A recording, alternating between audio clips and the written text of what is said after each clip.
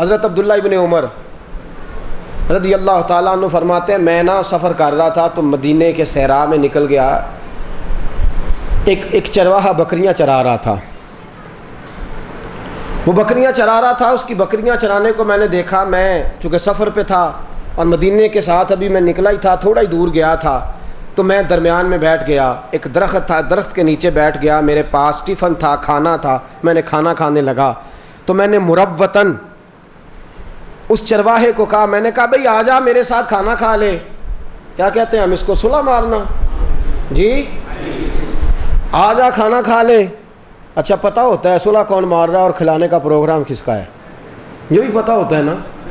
بہت سارے لوگ کہتے ہیں، ایک ساتھی مجھے کہنے لگا حضرت جی یہ بندہ جدوں تو ملتا آندا آ جاؤ، تسی جاندے نہیں، میں کیوں بھی آندا آ ہی جاؤ، اس نے بھی کبھی نہیں بلایا، کہتا ہے آ جاؤ، وہ کیڑا ویلا بیٹھا جڑا آ جائے، طریقہ ہوتا ہے نا۔ تو صلہ مارنا اور ہوتا ہے کسی کو بلا لینا اور ہوتا ہے۔ کہا حضرت عبداللہ ابن عمر رضی اللہ تعالیٰ عنہ نے فرماتے ہیں کہ میں نے کہا بھی آ جا، لیکن میں نے باقاعدہ بلایا، صرف صلہ نہیں ماری، صرف اشارہ نہیں دیا، میرا خیال تھا اور میں روٹی زیادہ لے کے نکلا تھا کہ کوئی مل گیا تو کھلاؤں گا، میں نے کہا آ جا بھائی کھانا کھا لے۔ کہتے ہیں سخت دھوپ میں، گرمیوں کے موسم میں، جب مجھے 12 بجے تک بھوک لگ گئی، بطور مثال شدید بھوک لگ گئی، ابھی میں نے سفر شروع ہی کیا تھا کہ دوپہر کی بھوک لگ گئی، اتنی سخت گرمی میں میں نے اس سے کہا روٹی کھا لے، تو بکریاں چرانے والا وہ کہنے لگا حضرت جی میں نے روزہ رکھا ہوا ہے۔ کہتے میں بڑا حیران ہوا کہ یار میں گھوڑے پہ بھی ہوں اور اس سے توانا بھی ہوں، یہ غریب آدمی ہے، میں امیر بھی ہوں، مال غنیمت سے بڑے حصے ملے ہیں، لیکن اس نے روزہ رکھا ہوا ہے اور نفلی روزہ اور اتنی گرمی میں۔ فرماتے ہیں میں نے سوچا کہ پتہ کروں کہ صرف روزہ ہے یا روزے والے کو جانتا بھی ہے، دل میں خیال آیا کہ ذرا آزماؤں تو صحیح، کچھ لوگوں کا صرف روزہ ہوتا ہے، روزے والے کی طرف توجہ صرف روزہ ہوتا ہے، پتہ کروں روزہ ہے کہ روزے والے کی طرف کوئی دھیان بھی ہے اس کا۔ کہتے ہیں میں نے اس کو کہا کہ بھائی مجھے تیری بکریاں بڑی پسند آئی ہیں، ایک بکری بیچ دے میرے ہاتھ۔ کہنے لگا حضور میں بکریوں کا مالک نہیں، میں تو نوکر ہوں، پیسے لے کے مزدوری لے کے بکریاں چراتا ہوں، میری تو نہیں ہے۔ آپ فرمانے لگے تیرا مالک سویرے گن کے بھیجتا ہے بکریاں؟ کہنے لگا جی اس نے تو کبھی نہیں گنی، اس کو تو پتہ بھی نہیں کتنی ہے، میں ہی گن کے لاتا ہوں اور میں ہی شام کو گن کے دوبارہ اس کی حویلی میں رکھ کے آتا ہوں، چھوڑ کے آتا ہوں۔ حضرت عبداللہ ابن عمر کہنے لگے چل پھر اس طرح کر، ایک بکری بیچ دے، پیسے لے لے، تیرے مالک کو کیا پتہ چلے گا یہ پوری ہے کہ کم ہے؟ تو کہتے ہیں اس نے میری طرف دیکھا، کہنے لگا حضور غریب ہوں، تکلیف میں وقت گزارتا ہوں، روکھی سوکھی کھاتا ہوں، غریب ضرور ہوں لیکن بے ایمان نہیں ہوں، میرا مالک نہیں دیکھ رہا، کونین کا مالک تو دیکھ رہا ہے نا۔ کہتے ہیں اس نے مجھے کہا میرا مالک نہیں دیکھ رہا تو عرش کا مالک تو دیکھ رہا ہے نا، کونین کا مالک تو دیکھ رہا ہے، میں بددیانتی نہیں کر سکتا، میں کیسے بددیانتی کروں جب اللہ دیکھ رہا ہے، اللہ دیکھ رہا ہے، میں بددیانتی کروں کا میں نہیں کر سکتا۔ فرماتے ہیں مجھے بڑا رشک آیا، میں نے کہا پتہ کرو کس کا غلام ہے، پتہ کرو کس کا نوکر ہے۔ پتہ چلا کہ فلاں گاؤں ہے مدینے کے پاس، اس میں فلاں یہودی کا ملازم ہے، مسلمان ہے، رسول پاک صلی اللہ علیہ وسلم کو ماننے والا ہے، بڑا نیک ہے، بڑا پرہیزگار ہے، اس کی بکریاں اجرت پہ چراتا ہے۔ کہتے ہیں پتہ کیا، حضرت عبداللہ ابن عمر فرماتے ہیں جتنے کل پیسے میرے پاس موجود تھے وہ سارے پیسے میں نے اکٹھے کیے، اس کے مالک کو دے کے پہلے بکریاں خریدیں ساری، پھر وہ غلام خریدا، اس کو خرید کے مدینے لایا، رسول پاک کے شہر میں اس کو مکان دیا۔ فرماتے ہیں مکان دے کے میں نے کہا اللہ کے بندے تو آج کے بعد کسی کا غلام نہیں ہے، بلکہ تیرے تقوی نے، تیری پرہیزگاری نے، تیرے خوف خدا نے مجھے مجبور کر دیا ہے کہ میں تیری غلامی کروں، جب کسی چیز کی ضرورت ہو مجھے حکم کرنا، میں لے کے پہنچ جاؤں گا۔ فرماتے ہیں میں نے یہ لفظ کہے تو وہ گرا سجدے میں، رویا، کہنے لگا مولا لوگ مجھے جھوٹ کہتے تھے کہ تو نے مفت کا یہ کام شروع کر رکھا ہے کہ خوف خدا سے کیا ہوتا ہے، یہ تقوی کا دور نہیں، لوگ جھوٹ بولتے تھے، خداوندہ مجھے تو آج پتہ چلا ہے جو تیری بارگاہ سے ڈر جائے تو اسے دنیا بھی بڑی ہی عطا فرمایا کرتا ہے، تو دنیا بھی بڑی نوازتا ہے جو تجھ سے ڈر جائے، جو تجھ سے خوف کھا جائے دنیا میں بھی تو اس کے بھلے کر دے۔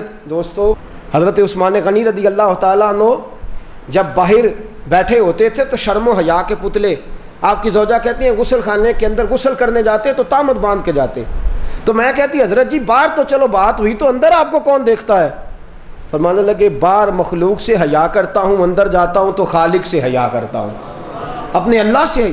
جب تک یہ تصور نہیں جمتا کہ خدا بولیے اس وقت تک نہ تو توحید مکمل ہوگی اور نہ اللہ کا خوف پیدا ہوگا۔ مسلمان پر تو پہرا ہے ہر وقت اللہ کا، ہر وقت یہ خدا کی روزی کون دیتا ہے؟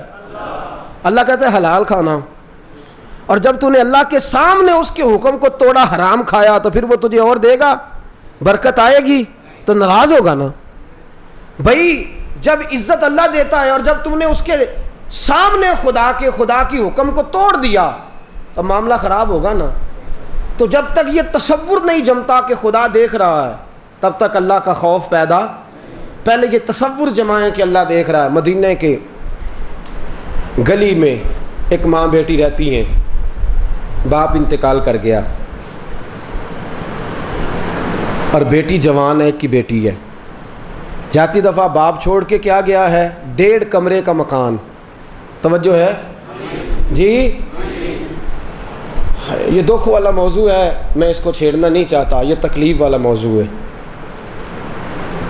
بچی بڑی اچھی ہے جناب، کیا بات ہے، گھر بڑی خوبصورت ہے، پڑھی لکھی ہے، سارا کچھ ہے، پر گھر نہیں اتنا صحیح، لہذا میں نے نہیں کرنا وہاں۔ کتنی زیادتی ہے، ظلم ہے کتنا، کس قدر یہ لفظ بولتے وقت انسان متکبر ہے کہ اس کا گھر چونکہ اچھا ہے نہیں، بچی سے نکاح کرنا ہے اینٹوں سے، پتھروں سے، مکان سے، جہیز سے، لکڑی سے۔ میں یہ تلخ حقیقت ہے، بات چھیڑوں گا تو یہ درد ہے میرے اندر کا، یہ سمٹ کے اور اچھل کے آ جائے گا، میں اس پہ بات نہیں کرتا، گزر جاتا ہوں۔ مدینے کی گلی میں، اور یہ یاد رکھیں وہ باپ بیٹوں کے، وہ قیامت کے دن اللہ کو جواب دیں گے۔ وہ جو بیٹی کا رشتہ لینے جاتے ہیں تو جا کے ذلیل کر کے آتے ہیں ماں باپ کو کہ تمہیں تو مکان نہیں بنانا آیا آج تک۔ میں ایک دن اخبار میں پڑھ رہا تھا، ایک باپ نے پتہ کیا کیا ہے، اس نے بہت سا حرام مال اکٹھا کیا ہے، چوریاں کی ہیں، ڈکیتیاں کی ہیں۔ جب پکڑا گیا تو لوگوں نے اس سے، پولیس والوں نے پوچھا تو یہ کام کیوں کرتا تھا؟ تو کہنے لگا 6 بیٹیاں ہیں، جو بھی رشتہ دیکھنے آتا تھا کہتا تھا تیرا مکان ہی کوئی نہیں۔ تو بیٹیاں عزت سے رخصت کرنے کے لیے میں نے ڈاکے مارنے شروع کر دیے۔ خیال ہونا چاہیے، ہمیں پتہ ہی کوئی نہیں کہ ہم رسول اللہ صلی اللہ علیہ وسلم کا دین ماننے والے۔ بہرحال میں بات نہیں کرتا، انشاءاللہ پھر کسی موقع پر، اور کر بھی چکا کئی باتیں اس عنوان پر، کرتا رہوں گا انشاءاللہ۔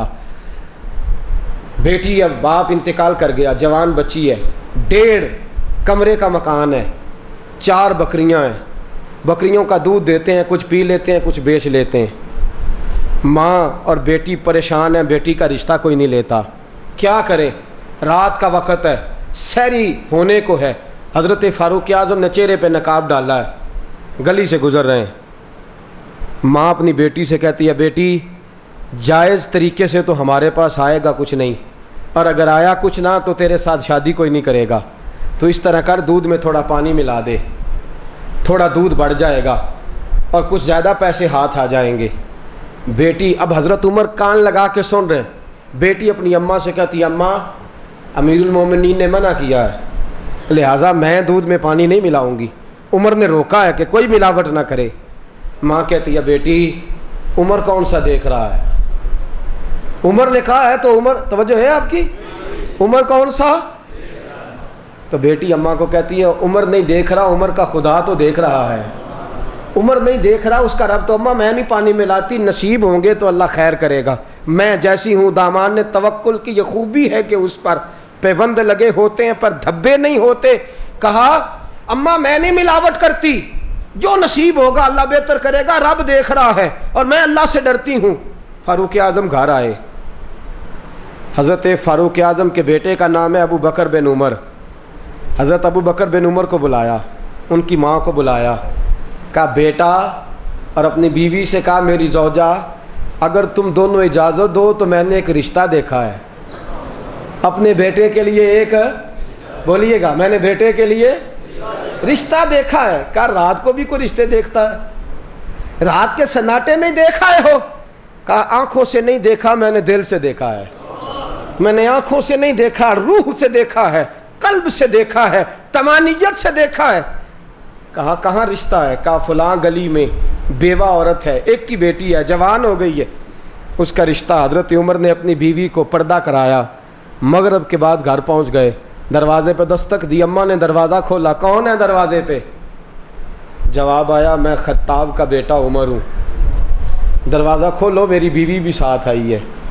وہ عورت کہنے لگی عمر میرے دروازے پہ؟ میرے تو اپنے رشتہ دار، میرے تو اپنے بہن بھائی، میرے تو اپنے سگے میرے پاس نہیں آتے، اور آپ میرے دروازے پہ؟ حضرت فاروق اعظم رضی اللہ تعالیٰ عنہ نے اپنی بیوی سے کہا اندر جائیے. بیوی اندر گئی اور جا کے بیٹی کو دیکھا، ماتھا چوما، سینے سے لگایا. چارپائی پہ بیٹھ کے حضرت عمر کی زوجہ اس بیٹی کی ماں سے کہنے لگی امیر المومنین کا پیغام ہے کہ اگر تو پسند کرے تو عمر کا دل کرتا ہے کہ تیری بیٹی میرے گھر کی بہو بن جائے. عمر کا دل کرتا ہے. اس عورت کی چیخ نکلی، وہ روئی، کہنے لگی خدا بندہ میرے نصیب ہے، عمر کا بیٹا، عمر کا بیٹا، میری بیٹی عمر کے گھر جائے گی. لو کانا نبیم بعد لکانا عمر ابن خطاب. یہ کیا ہو گیا؟ عمر کا رشتہ. حضرت سیدنا فاروق اعظم نے پیغام دیا میں کل اپنے بچے کو لے کے آؤں گا، نکاح ہوگا. حضرت فاروق اعظم دلہا سجا، عثمان غنی باراتی بنے، علی المرتضیٰ باراتی بنے. یہ نور کی بارات اس گھر میں گئی، گھر سے اس بچی کو بیاہ کے لائے. فاروق اعظم نے سر پہ دست شفقت رکھا، کہا بیٹی یہ تیرے باپ کا گھر ہے، آج کے بعد نہ کہنا تیرا باپ کوئی نہیں، یہاں تجھے عزت بھی ملے گی، وقار بھی ملے گا، پیار بھی ملے گا، خلوص بھی ملے گا، محبت بھی ملے گی، چاہت بھی ملے گی، کائنات کی ہر نعمت ملے گی. کہنے لگی حضور مجھے بتائیے تو صحیح وہ کون سی ایسی بات تھی، وہ میری کون سی نیکی تھی جو اللہ کو پسند آئی اور یہ نصیبے میرے کھل گئے. تو حضرت عمر کہنے لگے تو خدا سے ڈرتی تھی، اور جو خدا سے ڈر جاتا ہے اللہ اسے عزتیں عطا فرما دیتا ہے. تو اللہ سے ڈر گئی، اللہ نے تجھے عزتیں عطا کر دی. اس بیٹی نے پھر بیٹی جنی، اس بہو کے گھر میں بیٹی آئی، اس نے پاک بی بی نے پاک بیٹی کو دودھ پلایا، اور پھر اس بیٹی کے گھر میں ایک بیٹا آیا جس کو لوگوں نے عمر بن عبدالعزیز کے نام سے یاد کرنا شروع کیا. حضرت عمر بن عبدالعزیز رحمۃ اللہ تعالی علیہ اس خاتون کے نواسے ہیں، پاک دودھ، پاک خون. اور جب تخت حکومت میں بیٹھے تو کہنے لگے اماں بھی بڑی پاک تھی، نانی تو اتنی پاک تھی کہ عمر میری نانی کی پاکیزگی کی گواہیاں دیتا تھا. فرمایا لوگو اب تم پر ظلم نہیں ہوگا، زیادتی نہیں ہوگی. اس خوف خدا اور پاکیزگی کا اسلام کو نفع یہ ہوا کہ حضرت عمر بن عبدالعزیز تخت پہ بیٹھے تو لوگ کہنے لگے ہمیں تو حضرت صدیق اکبر کا زمانہ یاد آ گیا ہے، ہمیں تو حضرت عمر کا دور یاد آ گیا ہے، عثمان غنی کی محبتیں یاد آ گئی ہیں، علی المرتضیٰ کا خوبصورت رنگ نکھر گیا ہے. دوستو جو اللہ سے ڈر جائے، جو خدا کا خوف سینے میں، میرا اور آپ کا مسئلہ یہ ہے ڈر ڈر کے دنیا سے ہمارے پلے کچھ نہیں رہا، لیکن خدا سے ڈرنا، اللہ کا خوف رکھنا. سید عالم صلی اللہ علیہ وسلم نے فرمایا اگر تو اللہ سے ڈرے اور ڈر کے روئے اور تیری آنکھ سے اتنا قطرہ نکلے جتنا مچھر کا پر ہوتا ہے، فرمایا جس طرح بھینس کے تھنوں سے نکلا ہوا دودھ واپس تھنوں میں نہیں جا سکتا، جس کی آنکھ سے مچھر کے پر کے برابر بھی اللہ کے خوف سے آنسو نکلے پھر وہ بندہ جہنم میں نہیں جا سکتا. جو اللہ سے ڈر جائے، جس کے دل میں خدا کا، پہلے خدا کو مانو، پھر یہ جانو کہ خدا دیکھ رہا ہے، پھر کہو کہ یا رب معاف کر دے، یا رب، پھر معافی مانگو، پھر ڈرو. جب تک تمہارے دل میں اللہ کا خوف پیدا نہیں ہوتا، بزرگ فرماتے ہیں جس طرح بکرے کو خصی کر کے بکریوں میں چھوڑ دو تو وہ کسی قسم کا نقصان نہیں کرتا، اس طرح بندہ مومن کے دل میں خوف خدا پیدا کر دو. یہ کبھی بھی کوئی غلطی نہیں کرے گا، یہ گناہ نہیں کرے گا، یہ خطاؤں سے بچ جائے گا. لیکن اگر خوف نہیں ہے دل میں، اللہ سے ڈرتا نہیں، اگر اس کے دل میں کبھی خوف خدا پیدا نہیں ہوا، حضور فرماتے ہیں جو ایک لمحہ بھی زندگی میں، ایک لمحہ، دوستو کمال ہو گئی. یہ حدیث ہے کہ رحمت کی آس ہے. فرمایا تو کبھی ایک بار بھی زندگی میں اللہ سے ڈرا ہو، ایک بار بھی، اگر تو ایک بار بھی ڈرا ہو تو خدا قیامت میں تیری بخشش فرما دے گا۔ اس کا مطلب ہے کچھ لوگ ایسے ہیں جو ایک بار بھی زندگی میں اللہ سے، نمازی اللہ سے ڈرتا ہے، نمازی بولیے گا، کس کو پتہ ہے اس نے وضو کیا ہے کہ نہیں کیا؟ کسی کو پتہ ہے؟ تو اس کا مطلب ہے یہ اللہ سے ڈر رہا ہے، یہ وضو کر کے آیا ہے۔ اگر یہ کہہ دے کہ میں نے زور جو ہے وہ راہ والی ادا کر لی تھی تو آپ پوچھ سکتے ہیں کہ کہاں پڑھی ہے، نگرانی کر سکتے ہیں۔ اگر کہ جو ہے میں نے مغرب کی نماز وزیر آباد پڑھی ہے اور عشاء میں نے گجرات پڑھی ہے تو آپ کو تو نہیں نا پتہ۔ تو اس کا مطلب ہے جو نمازی ہے وہ اللہ سے، روزے دار بھی اللہ سے، روزے کا تو کسی کو پتہ ہی نہیں ہوتا، کچھ چھپ کے اندر میرے اعلیٰ حضرت، میرے آقا، میرے امام، میرے شیخ اعلیٰ حضرت فاضل بریلوی رحمۃ اللہ علیہ کی 5 سال عمر ہے، سویرے سویرے اٹھے تو کہنے لگے میں نے بھی روزہ رکھنا ہے۔ کچھ لوگوں نے لکھا ہے 8 سال عمر تھی، میں نے بھی روزہ رکھنا ہے، چھوٹی سی عمر بالکل۔ اللہ کے جو ولی ہوتے ہیں بچپن میں بھی ولی ہوتے ہیں، چھوٹی سی عمر ہے، اب 8 سال ہی شمار کر لیجئے، روزہ رکھ لیا۔ اب آپ کے والد گرامی جب 10-11 بجے کا ٹائم ہوا تو آپ کو کمرے میں لے گئے، کہنے لگے بیٹا یہ کھا لے، یہ تھوڑا سا کھانا کھا لے۔ کہا ابا جی میرا تو روزہ ہے۔ تو کہا بیٹا کوئی نہیں دیکھ رہا، بچوں کے روزے اسی طرح کے ہوتے ہیں، ٹھیک ہے پھر تو نہ کھانا، مغرب میں کھانا پر اس وقت کھا لے، بچوں کے روزے کوئی نہیں دیکھ رہا۔ اعلیٰ حضرت بولے، کہنے لگے کوئی کیوں نہیں دیکھ رہا، میرا اللہ دیکھ رہا ہے، میرا رب دیکھ رہا ہے، کوئی کیوں نہیں دیکھ رہا، خدا دیکھ رہا ہے، اور میں نے جس کی رضا کے لیے رکھا ہے وہ بھائی ایک آدمی باتھ روم میں گھسے وضو کرنے اور راج کے پانی پی لے تو مجھے پتہ ہے روزہ ہے کہ نہیں۔ اس کا مطلب ہے روزے دار بھی اللہ سے، جو دکان کے اندر بیٹھ کے مال صحیح فروخت کر رہا ہے وہ بھی اللہ سے ڈرتا ہے، جس کے پاس مال ہے اور وہ شکر ادا کر رہا ہے، بڑی اچھے طریقے سے زکوٰۃ نکال رہا ہے، وہ بھی اللہ سے۔ مال تو کوئی بتاتا ہی نہیں نا کہ میرے پاس کتنا ہے، بتاتے ہیں لوگ، لیکن اگر زکوٰۃ صحیح ادا کر دی تو یہ اللہ سے ڈرتا ہے، اس نے صحیح ادا، یہ اعمال بتلاتے ہیں کہ تو اللہ سے ڈرتا ہے۔ تو عزیز دوستو جو خدا سے ڈر گیا ایک لمحے کے لیے ہی کیوں نہ صحیح، رسول پاک صلی اللہ علیہ وسلم کی بخاری مسلم کی حدیث ہے، سید عالم صلی اللہ تعالیٰ علیہ وسلم فرماتے ہیں بنی اسرائیل کا ایک شخص تھا، ایک نوجوان تھا، ایک آدمی تھا، ساری عمر گناہوں میں گزر گئی، وقت قریب آیا، بڑھاپا آنے لگا تو ایک دن دل میں خیال آیا میں نے تو بڑے پاپ کیے، بڑے گناہ ہیں، دفتر کالا سیاہ ہے گناہوں کا، رو پڑا، تڑپا، اپنے بچوں کو بلا لیا۔ توجہ ہے آپ کی؟ ادھر دیکھیے گا، کس کو بلایا جی؟ کچھ نیکی کی باتیں بچوں سے بھی کرنی چاہیے، ہر وقت ڈانٹ ٹپک، حساب کتاب، دنیا داری، کاروبار، پیسے کما کے لا، بلا کے بٹھا کے تھپکی دے کے یہ بھی کہنا چاہیے بیٹا نماز بھی پڑھا کر، یہ بھی کہنا چاہیے بچوں سے، یہ انداز بھی ہمارا ہونا چاہیے وقت گزارنے کا۔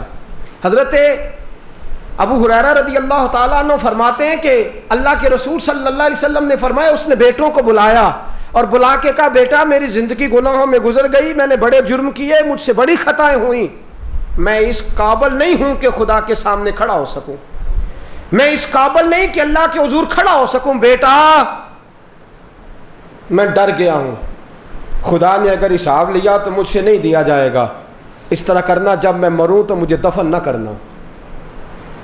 ابا جی کیا کریں؟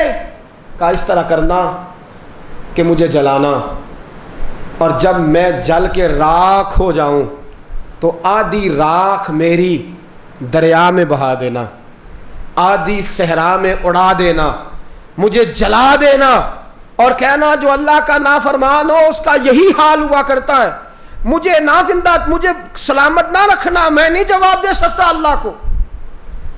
نبی پاک علیہ السلام فرماتے ہیں اس کی اولاد نے کہا ابا جی ہم سے نہیں ہوتا، کہنے لگے یہی کرنا، یہی تم نے کرنا ہے، تمہیں کرنا ہے، میری وصیت ہے، میں ڈر گیا ہوں، میں نہیں جواب دے سکتا اللہ کو۔ بچے مجبور ہو گئے، اس کا انتقال ہوا تو انہوں نے باپ کو جلایا،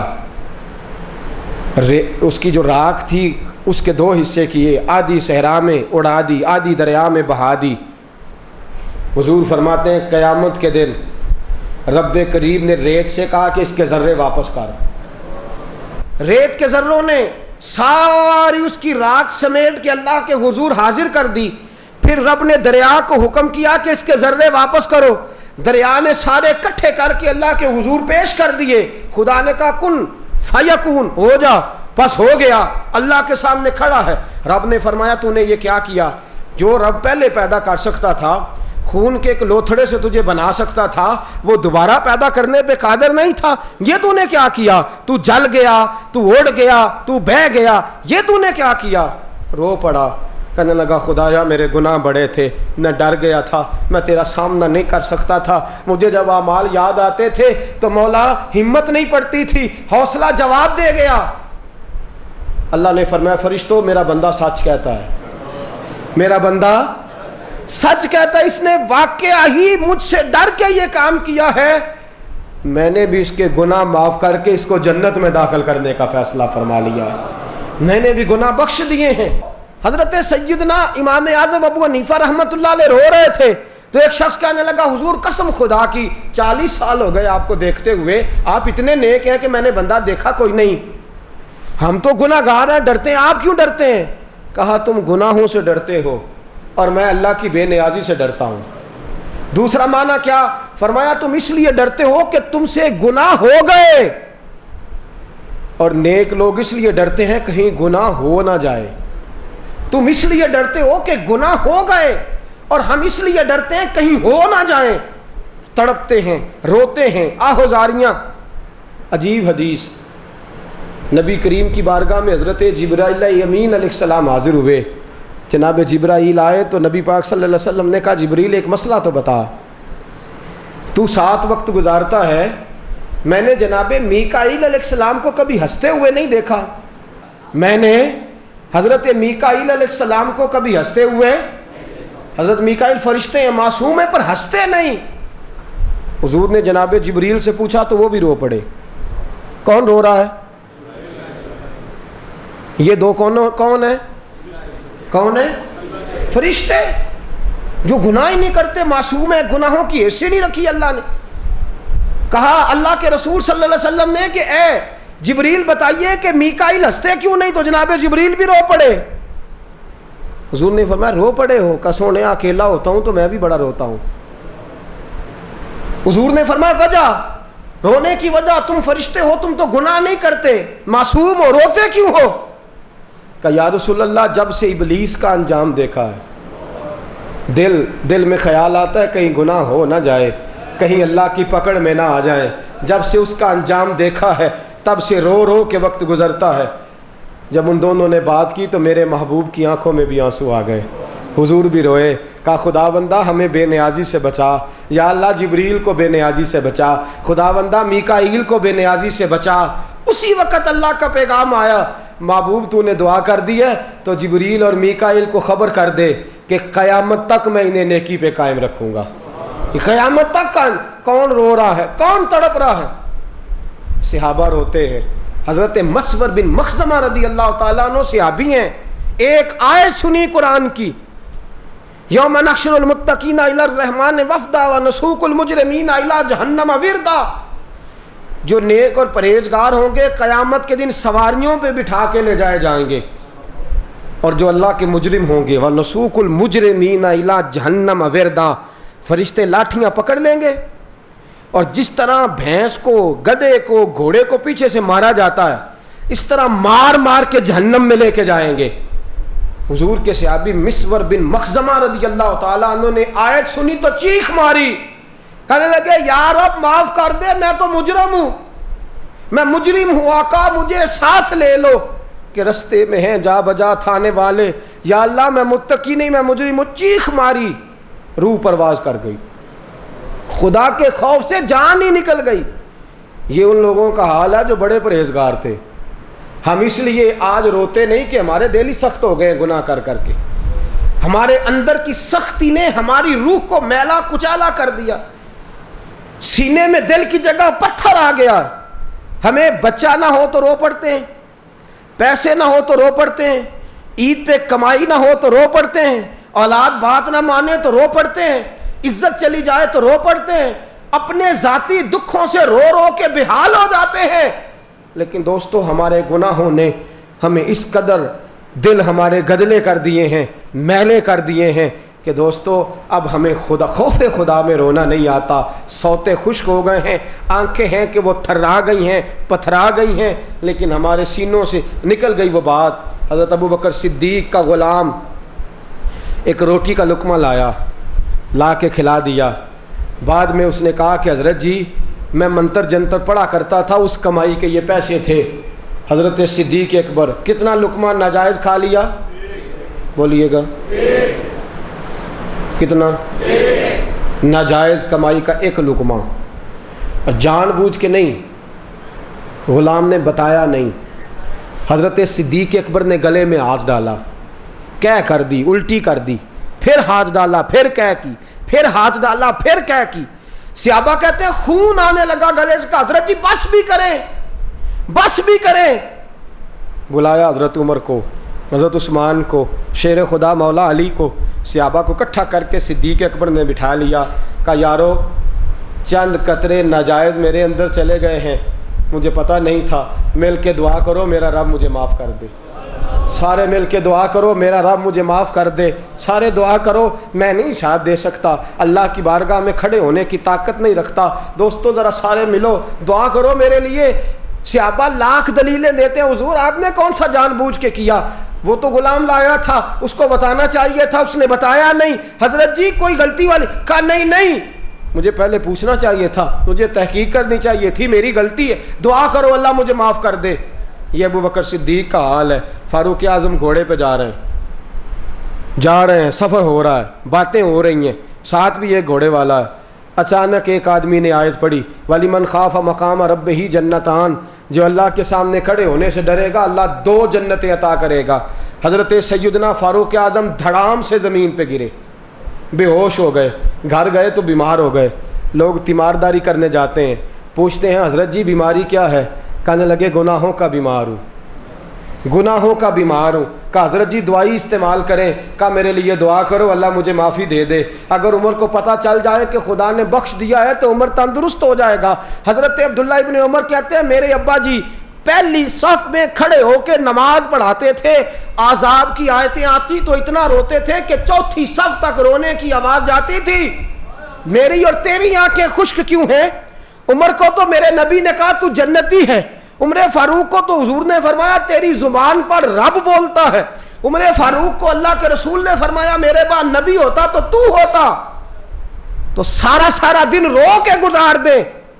ہمیں بھی تو ٹٹول کے دیکھنا چاہیے نا نامہ اعمال میں کیا ہے, سوائے باتوں کے, سوائے دعووں کے, سوائے جھوٹی دلیلوں کے, سوائے ہماری زبان کی تیزی کے اور ہماری جھوٹی امیدوں کے کوئی چیز پلے نہیں. لیکن آنکھیں خشک ہیں, دل سخت ہیں, سوتے ہیں ہمارے کہ وہ اجڑ چکے ہیں, دل کی بستیاں ویران ہو چکی ہیں. جو خدا کے سامنے کھڑا ہونے سے ڈرتا نہیں دنیا میں بھی پریشان ہے, آخرت میں بھی ڈرایا جائے گا. سید عالم کے صحابہ حضرت عثمان غنی رضی اللہ تعالیٰ عنہ قبر پہ کھڑے ہیں تو رو کے آنسوؤں سے داڑھی بھر گئی ہے. غلام کہتا ہے حضور جنتی ہو کے اتنا روتے ہو؟ فرمایا میرے حبیب نے فرمایا کہ قبر آخرت کی منزلوں میں سے پہلی منزل ہے, جو یہاں کامیاب ہو گیا آگے بھی کامیاب ہو جائے گا. مولا علی شیر خدا, مولا کائنات, من کنت مولا فہذا علی مولا. حضرت علی المرتضیٰ خزانے کا مال سارا بانٹ دیا غریبوں میں, سارا بانٹ دیا, سارا کچھ دے دیا, خالی خزانہ کر کے 2 رکعت نماز نفل پڑھ کے شیر خدا نے داڑھی پکڑ لی اور پکڑ کے کہا مولا مال میں نے سارا بانٹ دیا ہے, لیکن اگر پھر بھی کوئی خطا ہو گئی ہو تو علی کو معاف کر دے. یا اللہ اگر علی پھر بھی بھول گیا ہو, خدا بندہ اگر علی سے پھر بھی خطا ہوئی ہو تو اللہ معاف کر دے, اور جو کہے کہ مجھ سے غلطی ہوئی اسے معاف کر دینا چاہیے. عزیز ساتھیو اللہ کے بندے ہیں, اللہ سے ڈرتے ہیں. ساری دنیا میں 11ویں پکتی ہے, لوگ غوث اعظم کرتے ہیں, ولیوں کا امام کہتے ہیں. حضرت ابو علی ہیتی کہتے ہیں حرم شریف میں پتھروں پہ سر رکھ کے میں نے ایک شخص کو روتے دیکھا اور وہ تڑپ کے کہہ رہا تھا خدا بندہ قیامت والے دن یا تو میرا حساب نہ لینا, اگر لینا ہے تو مجھے اندھا کر کے اٹھانا, اس لیے کہ جب تیرے نیک بندوں کے سامنے میرا دفتر اعمال کھلے گا تو مجھے بڑی شرم آئے گی، جب مصطفیٰ کریم کے سامنے میرے گناہوں کے پردے چاک ہوں گے تو میں پانی پانی ہو جاؤں گا۔ یا اللہ اول تو حساب نہ لینا، میں قابل نہیں، اگر حساب لینا ہے اندھا کر کے اٹھانا، مجھے آنکھیں نہیں چاہیے۔ اقبال کیا کہتا ہے؟ اقبال کہتا ہے تو غنی از ہر دو عالم من فقیر، روز محشر عذر ہائے من پذیر، گر تمی بینم حسابم ناگزیر، از نگاہ مصطفیٰ پنہا بگیر۔ اقبال کہتا ہے مولا تو غنی ہے، دو عالم کا غنی ہے، میں فقیر ہوں، تو غنی از ہر دو عالم من فقیر، روز محشر عذر ہائے من پذیر۔ مولا اول تو میرا عذر مان لے، قیامت میں مجھ سے حساب نہ لینا، گر تمہیں، توجہ ہے بات کی سمجھ آ رہی ہے؟ اقبال کہتا ہے گر تمہیں بینم حسابم ناگزیر، یا اللہ اگر ضروری حساب لینا ہوا، اگر ضروری ہو گیا، از نگاہ مصطفیٰ پنہا بگیر، تو یا اللہ پھر ذرا نبی پاک کی آنکھوں سے اوجھل کر کے لینا، مجھے بڑی شرم آئے گی، مجھے حضور سے بڑی حیا آئے گی، ایسا با کمال نبی اور ایسے برے اعمال والا امتی، از نگاہ مصطفیٰ پنہا بگیر۔ یا اللہ ذرا حضور کی نظروں سے اوجھل کر کے، یا اللہ ذرا حضور کی نظروں سے اوجھل کر کے